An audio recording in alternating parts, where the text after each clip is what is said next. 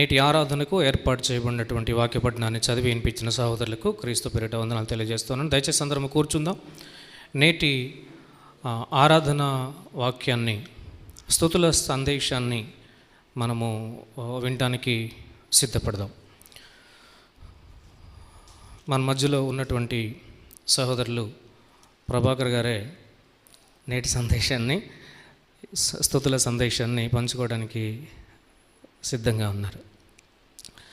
ప్రార్థన చేసుకొని మనము వాక్య భాగంలోనికి ప్రవేశిద్దాం. కృప ప్రేమ కలిగిన మా ప్రియ పరలోకపు తండ్రి, పరిశుద్ధుడు అయినటువంటి మా ప్రభువా, మీ ఘనమైన ఉన్నతమైన మహోన్నతమైనటువంటి మీ నామానికి వందనాలు, స్తోత్రాలు, స్తుతులు చెల్లిస్తూ ఉన్నాం. అల్పుడను, అభాగ్యుడను, అధముడను, అజ్ఞానిని, ఎన్నిక లేనివాడని మీ పాద సన్నదిలో నిలబడ్డాను. మీ మాటలను బోధించే అర్హత, యోగ్యత నాకు లేదు. కానీ నన్ను ప్రేమించి క్రీస్తువారి రక్తంలో కడిగి మీ కుమారుడుగా నన్ను చేసి మీ పరిశుద్ధమైన మాటల్లో ఉన్న అంతరార్థాన్ని తెలుసుకున్నటకు నాకు మీరిచ్చిన అవకాశాన్ని బట్టి మీకు నా నిండు హృదయపూర్వక వందనాలు, స్తోత్రాలు చెల్లిస్తున్నాను. ప్రభువా తండ్రి, ఇక్కడ నిలబడ్డ నేను నా జ్ఞానమును నేను ప్రదర్శించగా మీ మాటల్లో ఉన్నటువంటి ఆవేదన, మీ మాటల్లో ఉన్నటువంటి జ్ఞానము తెలియచేయటకు నాకు తగిన జ్ఞానాన్ని, సమయోచితమైన జ్ఞానాన్ని ప్రసాదించమని, వినగల చెవును, గ్రహించగల మనసును వినుచున్నటువంటి నా ప్రియ సహోదరి సహోదరులకు అనుగ్రహించమని మీ పాదాలు పట్టుకొని బ్రతిమలాడుతూ క్రీస్తు వారి ప్రశస్తమైనటువంటి నామంలో ఈ ప్రార్థన మీకు సమర్పిస్తున్నాను మా కన్న తండ్రి, ఆమెన్.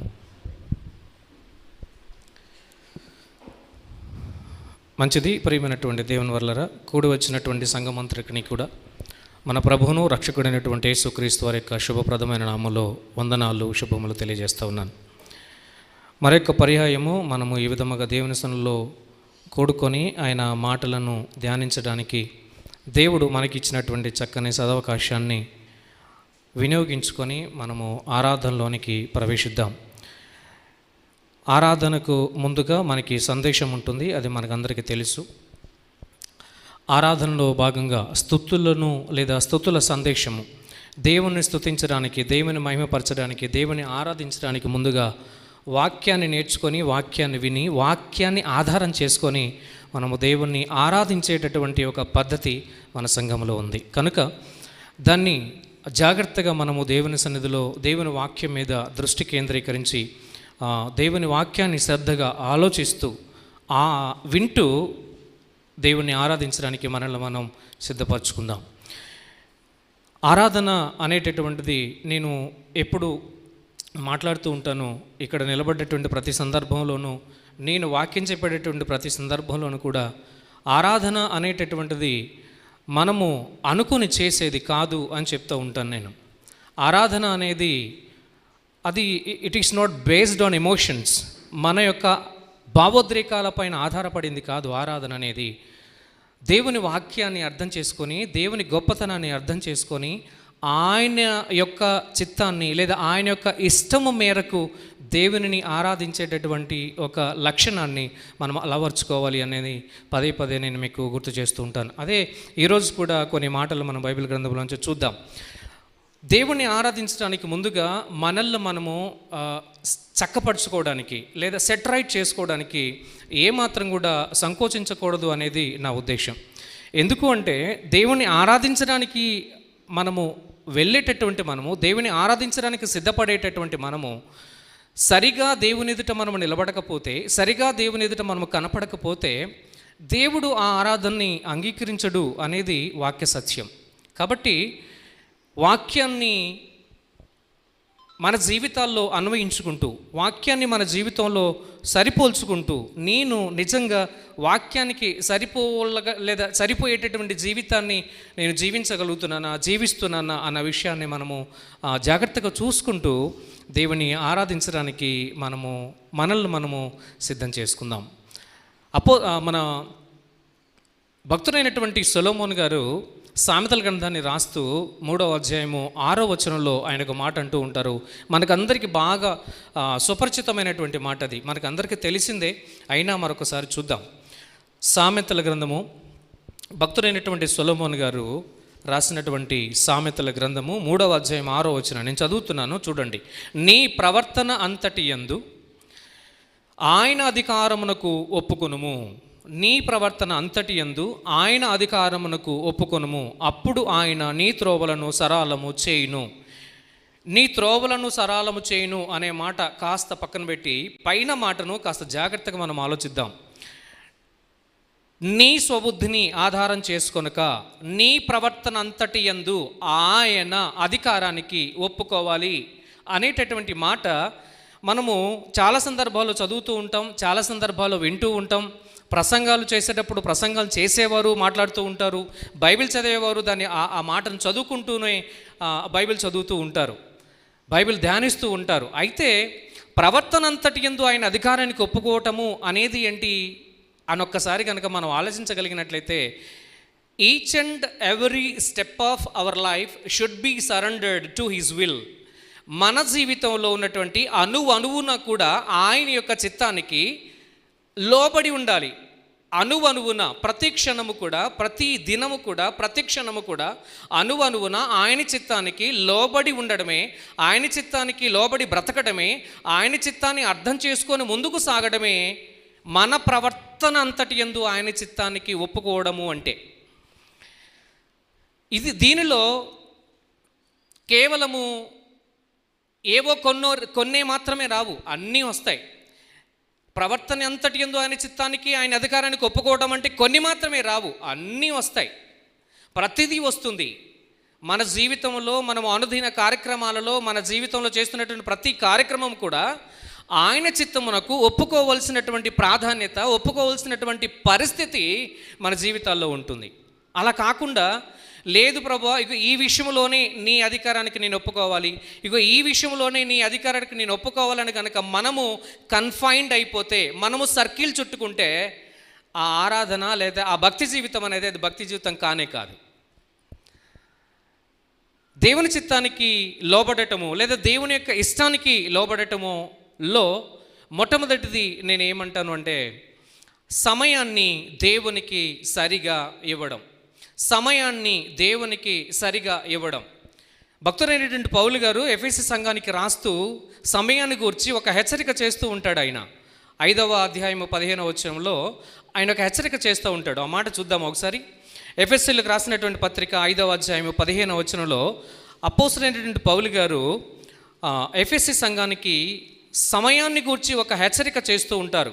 మనము ఆరాధనను, దేవుణ్ణి ఆరాధించడానికి సిద్ధపడుతూ ఉన్నాం, గమనించండి దయచేసి. దేవుణ్ణి ఆరాధించడానికి సిద్ధపడుతున్నాం, గమనించండి దయచేసి. దేవుని ఆరాధించడానికి సిద్ధపడే మనము వాక్యాన్ని చాలా జాగ్రత్తగా వినాలి. 15వ వచనాన్ని చూస్తున్నాం. వాక్యాన్ని ఆధారం చేసుకొని మాత్రమే దేవుణ్ణి ఆరాధించాలి, దేవుణ్ణి ఆరాధించాలి, వాక్యాన్ని ఆధారం చేసుకొని మాత్రమే. 15వ వచనాన్ని చదువుతున్నా. దినములు చెడ్డవి కనుక సమయము పోనీయక సద్వినియోగం చేసుకొనుటూ అజ్ఞానుల వలె కాక జ్ఞానుల వలె నడుచుకున్నట్లు జాగ్రత్తగా చూసుకొనుడి. సమయాన్ని పోనీయక సద్వినియోగం చేసుకోవాలి, సమయాన్ని పోనీయక సద్వినియోగం చేసుకోవాలి. ఇది మనకి ఎలా ఉంది అంటే ఒక కంఠస్థ పద్యంగానో ఒక కంఠస్థ వాక్యంగానో అయిపోయింది. ఎఫెసీయులకు రాసిన పత్రిక 5వ అధ్యాయం 15వ వచనం చెప్పండి అంటే సండే స్కూల్ పిల్లలు కూడా చెప్తాడు. ఏమనంటే సమయమును పోనీయక సద్వినియోగం చేసుకోవచ్చు, అజ్ఞానుల వలె కాక జ్ఞానుల వలె నడుచుకున్నట్టు జాగ్రత్త పడుడి. ఇది కంఠస్థ వాక్యం అయిపోయిందే తప్ప it is not being implemented in our lives. జీవితాల్లో ఇది పునరుద్ధరించబడటం లేదు. జీవితాల్లో దీన్ని అప్లై చేసుకోవడానికి చాలా కష్టపడిపోతూ ఉన్నాం. సమయమును పోనీయక సద్వినియోగం చేసుకోవడం. ఆరాధన 5 గంటలకి, ఆరాధన 5 గంటలకి, మొదటి సందేశం 5:30కి స్టార్ట్ అవుతుంది. ఆరాధన దేవుని ఆరాధించడానికి ప్రవేశించే సమయము 5:40, 5:45 అలా వెళ్తూ ఉంటాం. ఆరాధన 6 గంటలకు అయిపోద్ది, 6:10కి అయిపోద్ది, లేదా 6:15కి అయిపోద్ది. దేవుణ్ణి ఆరాధించేది, దేవుణ్ణి ఆరాధించడానికి వచ్చేది 4:30కి వచ్చిన వాళ్ళు, 4ంటికి వచ్చిన వాళ్ళు, 5 గంటలకు వచ్చిన వాళ్ళేనా? మిగతా వాళ్ళకి ఆరాధనతో సంబంధం లేదా? మిగతా వాళ్ళకి ఆరాధనతో అవసరమే లేదా? మిగతా వాళ్ళు దేవుని ఆరాధించాల్సినటువంటి అక్కర లేదా? దేవుణ్ణి ఆరాధించటం, దేవుణ్ణి ఆరాధించడానికి వచ్చేటటువంటి మనము మన ప్రవర్తన యందు కాక, మన యొక్క ఇష్టం చొప్పున కాక, మన ప్రవర్తన అంతటి యందు ఆయన అధికారానికి ఒప్పుకోవడము అంటే ఆయన చిత్తములో సమయం కూడా ఉంది కదా. ఆయన చిత్తములో సమయాన్ని పాటించడం కూడా ఒక భాగం కదా. సమయాన్ని పాటించడము, సమయాస్ఫూర్తిని కలిగి ఉండటము, సమయానికి దేవుని సన్నిధికి రావడము, సమయానికి దేవుని పనిలో ఉండడము అనేది అత్యవసరము కదా. ఇది అవసరము కదా. కుదిరితే వస్తాము లేకపోతే లేదనేది కాదు కదా. ఇది ఖచ్చితంగా రావాల్సిందే కదా. ఎన్నో పర్యాయాలు మనము దేవుని సేవకుల నుంచి హెచ్చరింపబడుతూ ఉన్నాం. ఎన్నో పర్యాయాలు దేవుని సేవకుల నుంచి మనము గద్దించబడుతూ ఉన్నాం. వాక్యం చేత గద్దించబడుతూ ఉన్నాం. ఐసీయూలో ఎవరు నువ్వు ఉన్నారు అంటే, ఇంకా నేను కాళ్ళు కడుక్కోలేదు, ఇంకా నేను బట్టలు వేసుకోలేదు, ఇంకా నేను అది చేయలేదు ఇది చేయలేదు అని అంటామా? లేకపోతే ఎక్కడ పడేసి ఎక్కడెక్కడ వదిలేసి పరిగెత్తుకొని వెళ్ళిపోతామా అంటే, రెండవదే పరిగెత్తుకొని వెళ్ళిపోతాం. ఎందుకు? ఐసీయూలో ఉన్నారు కదా, యాక్సిడెంట్ అయింది కదా, ప్రాణాపాయ పరిస్థితి కదా. దేవుణ్ణి ఆరాధించడానికి వచ్చినటువంటి మనం పెదవులతో ఆరాధించేది కాదు. Worship is not based on emotions. భావోద్రేకాల పైన ఆధారపడింది కాదు ఆరాధన. దేవుని వాక్యాన్ని జాగ్రత్తగా చూస్తూ, దేవుని వాక్యాన్ని జాగ్రత్తగా ఆలోచిస్తూ, దేవుని వాక్యానికి తగినట్లుగా ప్రవర్తించడమే నిజమైన ఆరాధన అని బైబిల్ మాట్లాడుతూ ఉంది.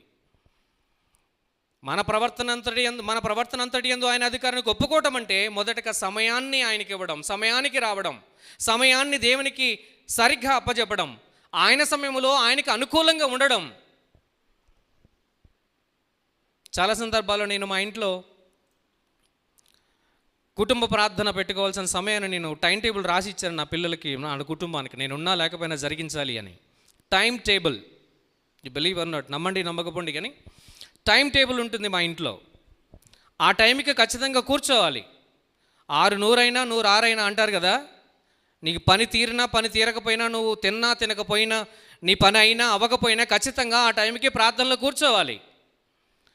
ఒకవేళ కూర్చోకుండా 8 గంటలకు నేను స్కెడ్యూల్ వేస్తే నువ్వు 9కి వచ్చి కూర్చున్నావు అనుకో, నేను చెప్పే మాట ఏంటంటే, దేవుణ్ణి వెయిట్ చేసేంత దమ్ము మన దగ్గర లేదు. దేవుణ్ణి వెయిట్ చేపించేంత దమ్ము మన దగ్గర లేదు. ఆయన వచ్చి వెయిట్ చేయటం ఏంటి? 8 గంటలకు కూర్చోవాలంటే కూర్చోవాలి అంతే. 9 గంటలకు నేను కూర్చుంటాను, 9:30 వరకు ఉంటాను, 10 గంటలకు కూర్చుంటాను కాదు.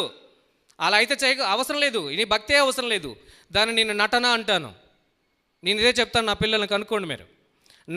నటనతో కూడిన భక్తి దేవుడు ఏమాత్రం అంగీకరించడు. అవసరం లేదు కూడా. ఎవడు చేయమన్నాడు ఆ భక్తి? అక్కర్లేదు అది.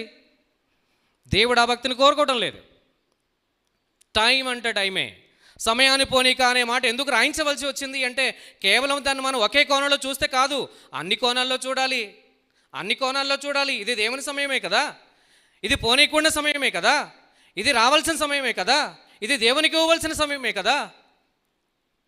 మొదటి విషయం, మన ప్రవర్తన అంతట్లో ఆయన అధికారానికి ఒప్పుకోవడం అంటే, ఆయనకి ఇవ్వవలసిన సమయాన్ని మనం ఇవ్వకుండా వచ్చి మనకు నచ్చినప్పుడు వచ్చి దేవుని ఆరాధిస్తాను అంటే, he is not ready to receive your worship. Extremely sorry to say this. మరొక మాట చూసుకుందాం. వాక్యానుసారమైనటువంటి ఆరాధన. వాక్యము వినిన తర్వాత, వాక్యము బోధింపబడిన తర్వాత, వాక్యాన్ని ఆధారం చేసుకొని దేవుని ఆరాధించేటటువంటి క్రమము మన దగ్గర ఉంది. యోహాను గారు రాసినటువంటి సువార్త 4వ అధ్యాయం 24వ వచనంలో అక్కడ ప్రభుల వారు సమరయ స్త్రీతో మాట్లాడుతున్నటువంటి మాట ఏమని చెప్తున్నారు అంటే, దేవుడు ఆత్మ కనుక ఆయన ఆరాధించువారు ఆత్మతోనూ సత్యముతోనూ ఆరాధించాలి అని. ఆత్మతోనూ సత్యముతోనూ ఆరాధించాలి. దేవుడు ఆత్మై ఉన్నాడు కనుక ఆత్మతోనూ ఆరాధించాలి. శరీరముతో కాదక్కడ. శరీరాన్ని సజీవయాగముగా ఆయనకి సమర్పించాలి. అయితే ఆత్మతో కూడినటువంటి పూర్ణ ఆత్మతోనూ, పూర్ణ వివేకముతోనూ, పూర్ణ బలముతోనూ, పూర్ణ హృదయముతోనూ ఆయన ఆరాధించాలి. ఇన్ అడిషన్ టు దాట్, వాక్యముతో ఆయన ఆరాధించాలి. సత్యము అనగా వాక్యము, ఆ వాక్యమే క్రీస్తు అయి ఉన్నారు. సత్యమునకు సాక్షి ఆయన. సత్యము వాక్యాధారితమైనటువంటి ఆరాధన దేవునికి మనము ఇవ్వాలి. వాక్యము చెప్పబడుతూ ఉన్నప్పుడు, వాక్యము ప్రకటించబడుతున్నప్పుడు, నేను చాలా సందర్భాల్లో చాలా సంఘాల్లో చూశాను, వాక్యం ప్రకటించబడుతూ ఉంటే ఒక సందర్భాన్ని పురస్కరించుకొని ఒక సందర్భాన్ని వారు ఎదురుగా పెట్టి ఇగో ఈ సందర్భం కొరకు ఈ వాక్యం ప్రకటించబడుతుందని చెప్పినా సరే ఆ వాక్యం వినిపించబడుతున్నప్పుడు నాది కాదు అన్నట్టుగా బయట తిరుగుతూ ఉంటారు, కొందరు బయట కూర్చుంటూ ఉంటారు, కొందరు అటు ఇటు తిరుగుతూ ఉంటారు, కాలయాపనం చేస్తూ ఉంటారు. This is not fair. అదేమాత్రం కూడా దేవునికి అంగీకారయోగ్యమైనది కాదు. సామెతల గ్రంథం 28వ అధ్యాయము 9వ వచనంలో దేవుడు ఒక మాట అంటూ ఉన్నారు. చూద్దాం. సామెతల గ్రంథం 28వ అధ్యాయము 9వ వచనంలో దేవుడు ఒక మాట అంటూ ఉన్నారు. ధర్మశాస్త్రము వినపడకుండా తన చెవులు మూసుకున్న వాడి ప్రార్థన దేవునికి ఏమని చేస్తావు నువ్వు ఆరాధన? వాక్యం వినకుండా ఏమని చేస్తావు? దేవుని దగ్గరకు వచ్చి ఆరాధన వాక్యం వినకుండా. వాక్యం వినని ఆరాధన ఏం ఆరాధన అది? ఇట్స్ నథింగ్ బట్ హిపోక్రసీ, వేషధారణ. వాక్యం వినని ఆరాధన ఏం ఆరాధన అది? వాక్యం వినని ఆరాధన ఏమని చేస్తావు నువ్వు ఆరాధన? నేను అదే చెప్తున్నాను, నేను అదే ముందుగా చెప్పాను. Worship is not based on emotions, it's based on truth. The truth is nothing but the word of God. Jesus himself దేవుడై ఉన్నాడు, యేసుక్రీస్తు అయి ఉన్నాడు, వాక్యం అయి ఉన్నది. వాక్యం వినకుండా వాక్యం వినబడకుండా వాక్యం వినకుండా మనం బయట తిరుగుతూ ఏదో నేను వింటున్నాను అని చెప్పేసి ఖాళీగా కూర్చొని కాలయాపన చేసుకుంటూ కాలక్షేపం చేస్తూ నేను వచ్చి ఆరాధిస్తాను అంటే God is not going to accept. Never. జరగని పనది. ఆరాధన దేవుని ఆరాధించేటటువంటి మనము సమయానికి రాలేక, దేవుని ఆరాధించేటువంటి మనము దేవుని వాక్యం వైపు దృష్టి పెట్టక, దేవుని ఆరాధించేటువంటి మనము దేనికి ప్రాధాన్యత ఇవ్వకుండా, దేవునికే ప్రాధాన్యత ఇవ్వకుండా నేను నిన్ను ఆరాధిస్తాను ప్రభు అంటే దేవుడు సిద్ధంగా లేడు. ప్రియమైన దేవుని వారలారా, దేవుని ఆరాధించడానికి వచ్చిన మనం ఆయన ఆరాధించేటప్పుడు సమయస్ఫూర్తిని కలిగి వాక్యాన్ని జాగ్రత్తగా వింటూ వాక్యాధారితమైనటువంటి ఆరాధనను దేవునికి మనం ఇవ్వాలి. అదే దేవుడు కోరుకుంటున్నాడు. అది చాలా అవసరం. అలా లేనటువంటి ఆరాధన దేవుడు ఎంత మాత్రం కూడా అంగీకరించడు. అది నిష్ప్రయోజనమైనటువంటి యాగం అవుతుంది, నిష్ప్రయోజనమైనటువంటి ఆరాధన అవుతుంది. వ్యర్థ ఆరాధనను దేవుడు అంగీకరించేవాడు కాదు. అలా వ్యర్థ ఆరాధన చేయకుండా దేవునికి అర్థవంతమైన ఆరాధన ఇచ్చేవారిగా ఉండాలని కోరుకుంటున్న మాటలు ముగిస్తున్నాను. దేవుడు ఈ మాటలను దేవుడు మన హృదయంలో దీవించునుగాక. ప్రార్థన చేసుకుందాం. కృప కలిగిన తండ్రి, ప్రేమ కలిగిన ప్రభువ, పరిశుద్ధమైనటువంటి తండ్రి, మీకు వందనాలు నాయనా. మిమ్మల్ని ఆరాధించడానికి వచ్చినటువంటి మిమ్మల్ని ఆరాధించడము మా జీవితంలో గొప్ప భాగ్యం. పరిశుద్ధుడైనటువంటి మిమ్మలను, సర్వోన్నతుడైనటువంటి మిమ్మలను, సకల భూమిని ఏలుతున్నటువంటి సకల భూమికి రాజైనటువంటి మిమ్మల్ని ఆరాధించడం అనేది మేము మా జీవితంలో ఊహించని భాగ్యం. మీరు మాకు ఇచ్చినటువంటి భాగ్యం. అలాంటి ఆరాధన విషయంలో, అలాంటి మీ విషయంలో మేము నిర్లక్ష్య వైఖరిని ప్రవర్తించడం అనేది చాలా ప్రమాదకరం. సమయాన్ని వినియోగించుకోలేనటువంటి పరిస్థితుల్లో మేము ఉన్నాం. దయచేసి మమ్మల్ని మన్నించండి. మీరు ఇచ్చినటువంటి సమయాన్ని దొంగిలిస్తూ, మీ సమయాన్ని మీకు ఇవ్వకుండా, మీరిచ్చిన సమయంలో మిమ్మల్ని ఆరాధించలేనటువంటి ఒక దౌర్భాగ్యపు పరిస్థితిని కలిగి ఉన్నాం. మీ వాక్యం వినిపించబడుతూ ఉంటే దాన్ని చాలా తేలికగా తీసుకుంటూ వాక్యము విడనీయనటువంటి ఒక దౌర్భాగ్యపు పరిస్థితులు మా జీవితాలు నేడు ఉంటున్నాయి. దయచేసి మన్నించమని, ఆ విధముగా మేము ఉండకుండా మీరిచ్చిన సమయాన్ని మీ కొరకు ఉపయోగిస్తూ, వినియోగిస్తూ, మీరిచ్చిన వాక్యాన్ని నాయన హృదయముతో చాలా జాగ్రత్తగా ఆసక్తితో వింటూ, మాలో నాటబడి మా ఆత్మలో రక్షించగలిగినటువంటి వాక్యాన్ని సాత్వికంతో అంగీకరించగలిగినటువంటి బుద్ధిని, జ్ఞానమును మాకు ప్రసాదించమని కోరుతూ, అలాంటి భయముతో మిమ్మల్ని ఆరాధించగలిగే కృపను అనుగ్రహించమని, భావోద్రేకపు పూరితమైనటువంటి ఆరాధన కాక సత్యముతో కూడిన ఆరాధన, వాక్యముతో కూడిన ఆరాధన మీకు సమర్పించుటకు మాకు సహాయం అనుగ్రహించమని క్రీస్తు వారి నామములో ఈ ప్రార్థన మీకు సమర్పిస్తున్నాను తండ్రి. ఆమెన్. దేవునికి స్తోత్రము గానము చేయుటయే మంచిది, మనమందరము స్తుతి గానము చేయుటయే మంచిది. చేరువచ్చిన ప్రతి ఒక్కరము కూడా విన్నటువంటి మాటలన్నిటినీ కూడా ఆధారం చేసుకుని దేవుణ్ణి ఆరాధించటానికి వీలైనటువంటి ప్రతి ఒక్కరము కూడా ప్రభు సన్నిధిలో మోకరించి, దేవా, మా ప్రవర్తన అంతటి ద్వారా మిమ్మను ఆరాధించాలని, మిమ్మను మహిమపరచాలని, మిమ్మను స్తుతించాలనే గొప్ప సత్యాన్ని మా జీవితాలకు అనుగ్రహించినటువంటి దేవా, మీకు స్తుతులు స్తోత్రాలు.